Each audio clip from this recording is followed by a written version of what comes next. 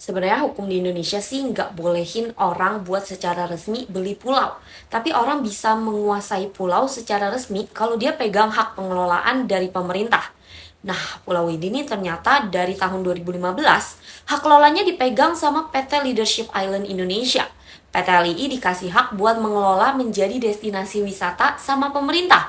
Cuma emang sampai sekarang PT LII ini belum mampu mengembangkan sesuai rencana awal sampai akhirnya dijual. Kalau kata Opa Luhut sih nggak ada tuh yang namanya pulau dijual. Kata dia ini tuh cuma hak kelola aja.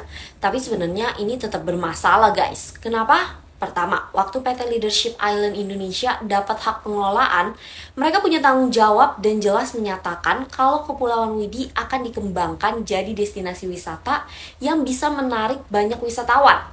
Nah, dengan mereka jual ini sebagai pulau pribadi, ya yang menikmati cuma pemiliknya aja dong.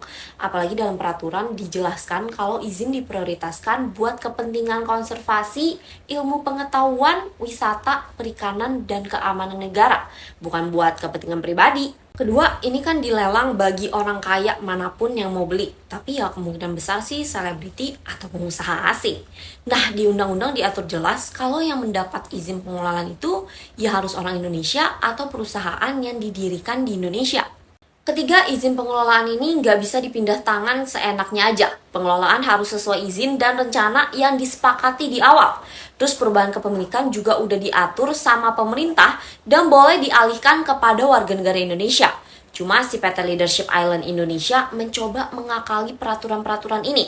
Caranya pembeli pulau diminta buat beli PT Leadership Island Indonesia. Jadi secara otomatis pembeli punya semua aset perusahaan termasuk izin pengelolaan pulau. Nah, lelang rencananya bakal dimulai 8 Desember sampai 14 Desember dan penawar diminta buat deposit sekitar 1,5 miliar rupiah. Sejauh ini sih harga awal yang ditawarkan sekitar 70 miliar rupiah. Tapi sekarang pemerintah Kabupaten Halmahera Selatan lagi berusaha buat cabut izin pengelola PT LII. Soalnya udah 7 tahun PT LII kelola tapi nggak ada aktivitas di Pulau Widi dan sekarang malah mau dijual. Jadinya PT LII ini terkesan sebagai broker aja. Gimana kalau menurut kamu? Kira-kira jadi dijual nggak ya?